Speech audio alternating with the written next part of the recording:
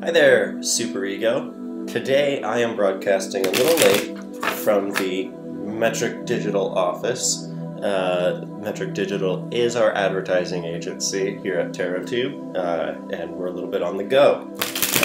We're going to go ahead and do a quick read for you just so we have this in the morning. The big news though is our app was just approved for the App Store, so I don't know what that means for the future of this YouTube broadcast. Likely we will stop doing the live broadcasts on YouTube at some point and start doing them exclusively on the app.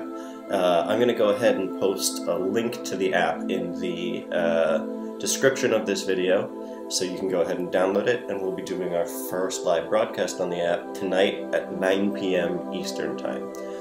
After that, after we transition off of YouTube for the live broadcast, we'll likely still be doing the occasional live broadcast on Twitch, and YouTube will then become a channel for our pre-recorded content. We'll be producing like educational content about tarot and things like that. It'll be a little bit higher production and stuff that's sort of like made ahead of time.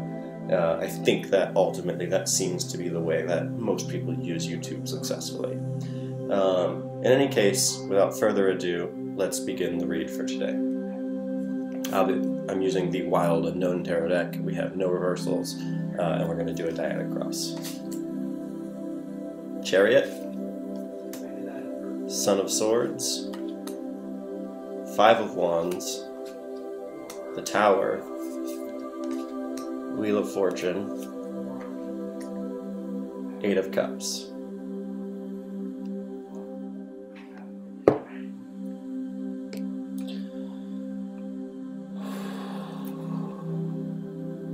Heart of the matter is the Chariot.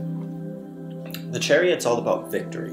It's about Julius Caesar coming home from Carthage or wherever he goes after having conquered, and I'm getting some interruptions from the peanut gallery over here.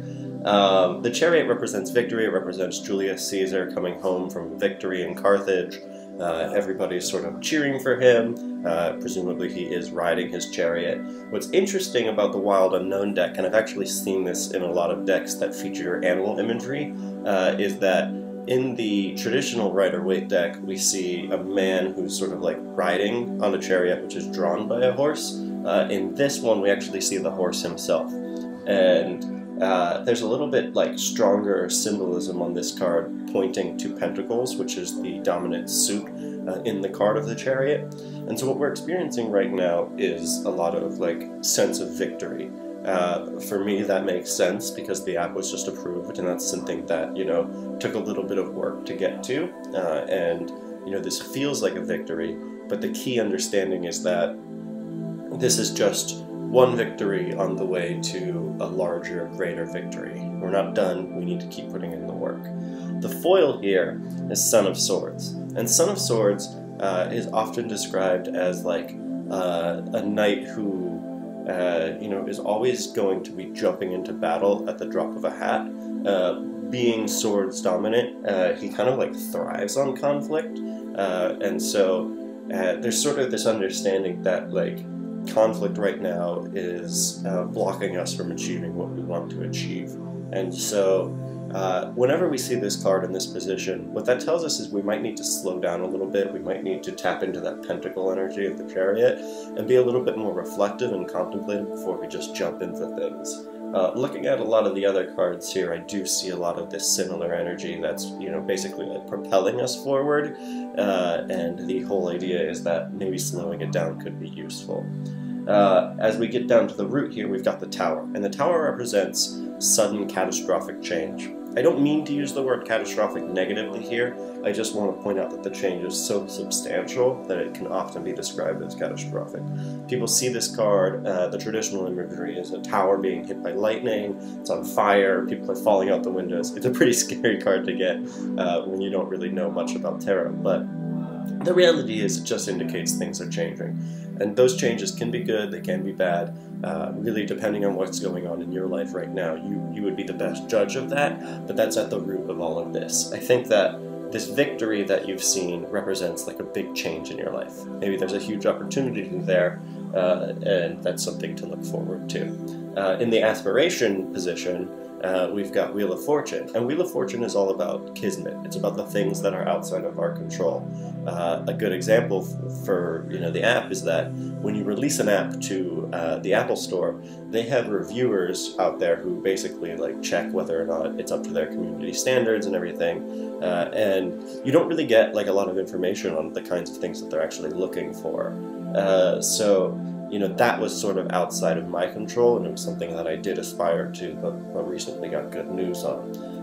For you, there may be some kind of a situation where your fate's being decided by other people, your fate is just sort of in the hands of the universe, there's just like an overall probability to it, a kismet, and that's not necessarily a bad thing. A lot of times when we see this card, it means that like luck is coming, so it generally bodes well. As we move over here to Five of Wands in our past, Five of Wands I've often heard described as a staff meeting. In the traditional Rider-Waite deck, there's like a bunch of kids with sticks and they're all kind of fighting each other. And the key element here is that like there's a lot of movement, there's a lot of conflict, but it's not really clear who's fighting who. And so oftentimes this card actually refers to internal conflict.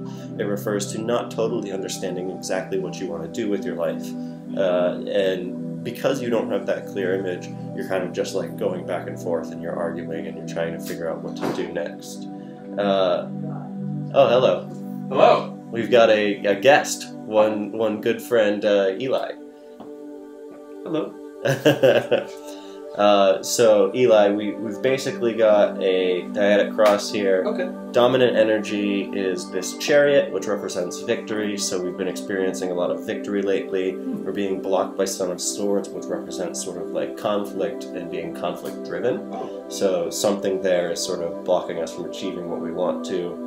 The Tower is at the root of all this, and so we're all experiencing like a lot of sudden, swift change. Yes, we are.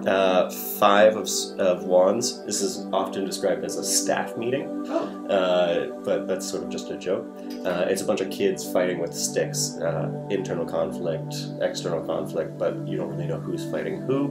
Wheel of Fortune's all about like fate, kismet, things that are outside of your control. And then as we move over here to Eight of Cups is about loss. And a lot of times when we see Eight of Cups, it occurs at like a time when we've experienced like substantial loss. And in this position, this is in our future. So while we have been experiencing some victories coming out of this initial conflict, I would expect to see some loss in the future.